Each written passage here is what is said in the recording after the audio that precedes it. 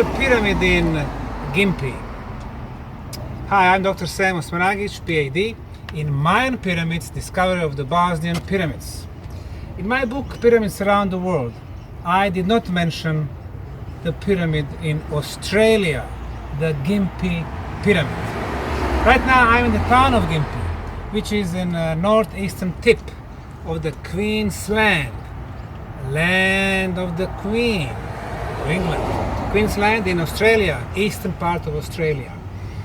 There have been reports, especially since 1970s, about potential step pyramid here, and even though it is not a touristic attraction, there has been people visiting the site.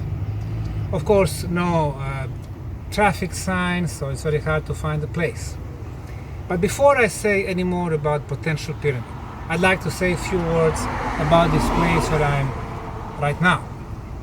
In front of me is the United Church in the Gympie. This church was first built back in the middle of 19th century, 1868, and then again the second time and the third time, 1890, and it seems that the work was completed only in the 1930s.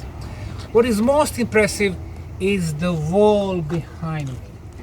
264 meters of wall that reaches up to 2.5 meters of beautifully dressed stones. Now, what is interesting about these stones? Well, the architects were British, and the people who built it were people who found their home here. It is not in European tradition to build walls or structures with the stones, every one of different size. The way we think about building it is to make blocks or to make bricks, all of them the same size, and then start building. It's very simple and it's very easy to manufacture.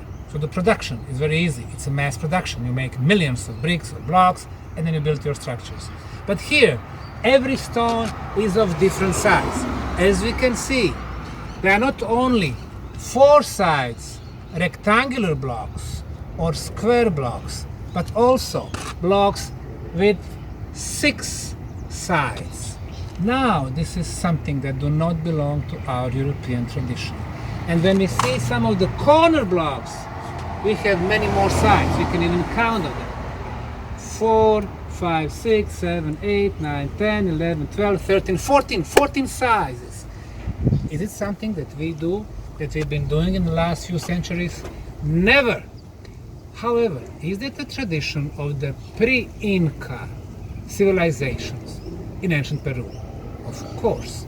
You go to Cusco and you will see that the block with the most sides is the one with 26 sides.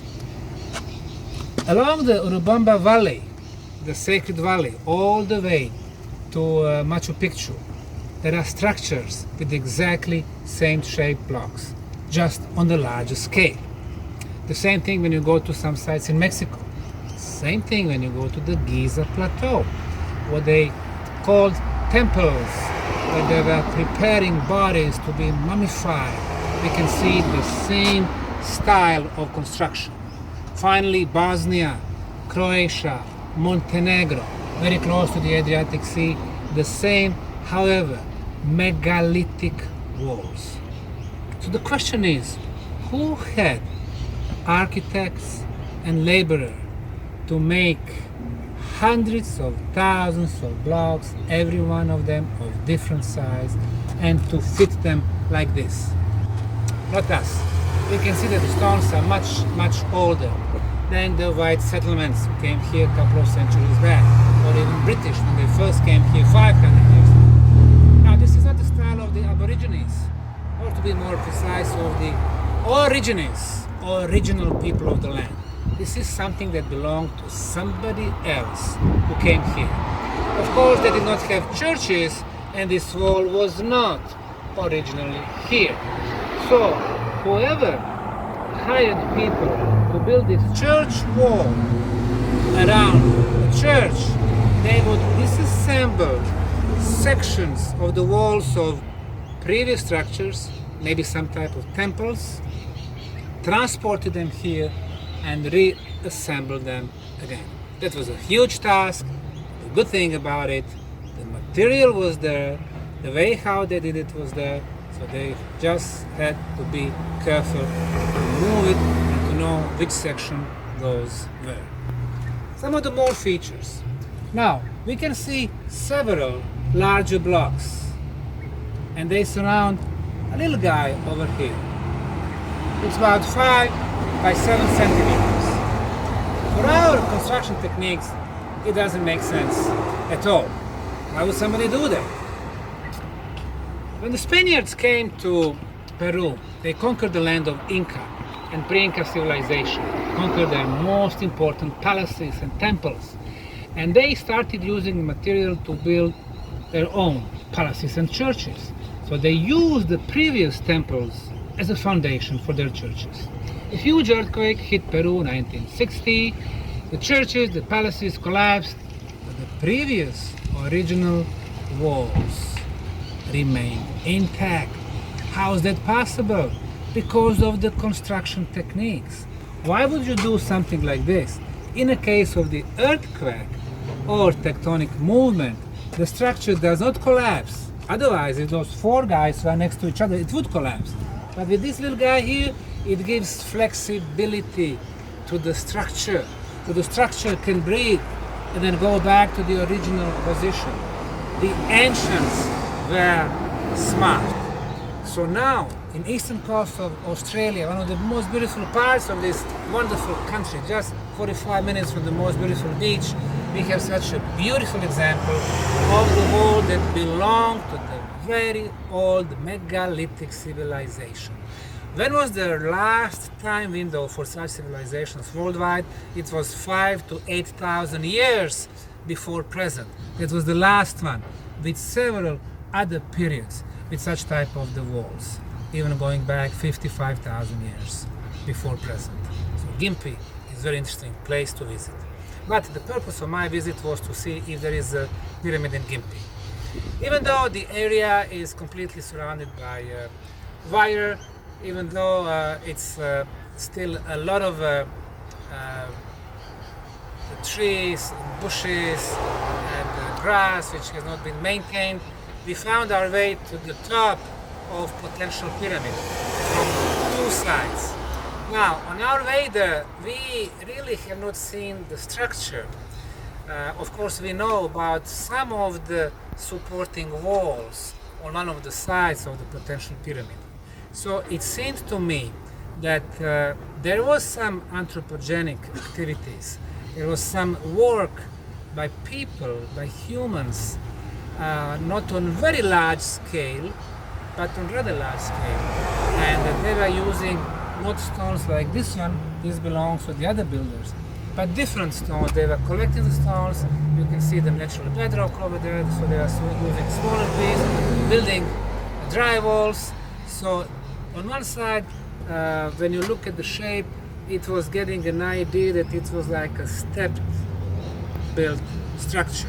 So we have a proof of building. So I would say that somebody was reshaping existing here. With so much stones, I think that they had a reason to believe that energetically this was rather potent place.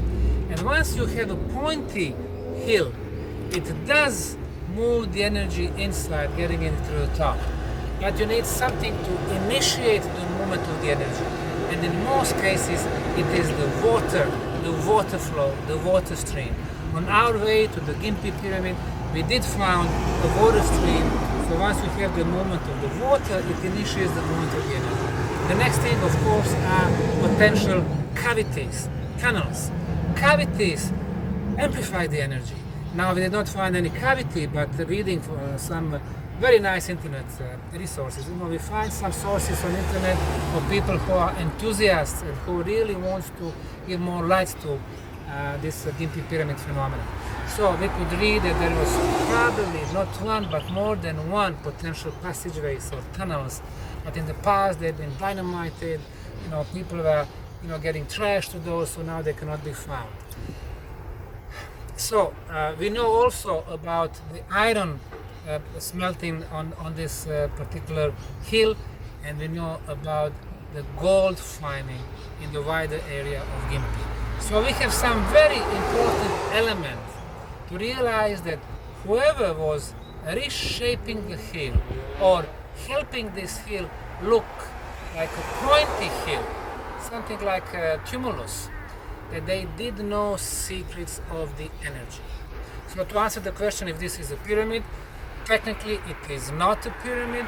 We do not have four triangular faces, we do not have obvious corners, we do not have even the same slope, we do not have side orientation, but what we do have is shaping on rather large scale using thousands and thousands of tons of stones, and that was a huge undertaking for whoever came here and most probably met original people of this land. So I would say those builders, they had the knowledge of construction, energy, spirituality, and most probably astronomy. On the very top of a pyramid-shaped hill, we can see several blocks. They are elongated, they're not very regular, so probably they were not even shaped.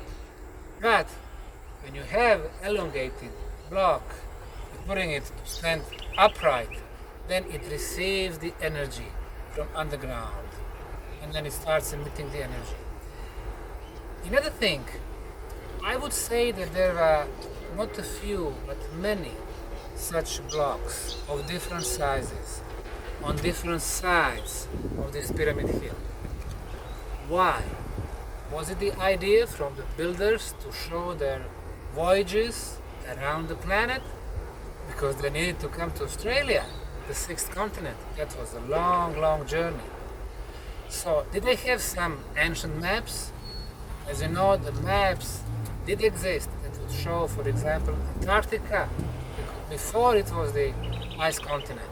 So probably there were some ancient maps in circulation, and somebody got hold of them either from Library of Alexandria or Baghdad or Istanbul or some of the ancient Greek libraries, and they had the ability to read them and then to travel. Not like the British did in the Middle Age, to come and conquer, but to travel and gain some more knowledge. So Gympie is very intriguing place. I suggest everyone to come here and to give support to original people of the land, Kabi people, who are saying that Gympie shaped Pyramid Hill is cultural heritage of original people. I agree with that. They were here and this hill was shaped. So, in 2016, they placed a sign that this is a cultural heritage that belongs to Kabi people. That nobody should excavate without permission or take anything from them. The very next year, the government of Australia, of this state, announced the plan. They are going to build a highway through that hill, destroying these remnants of ancient civilization. It's a shame. This is the knowledge that belongs to all of us. This is the cultural heritage of the planet. Potentially, this is the sixth continent with the pyramids. So I urge everyone to write to the government of Australia to ask them not to destroy, but to protect. And we can see in the last couple of decades that exactly the very Australian government have been showing the signs of recognizing original people. So I hope this will be another measure that will help everybody to be united like this uniting church has in its own name. Thank you very much.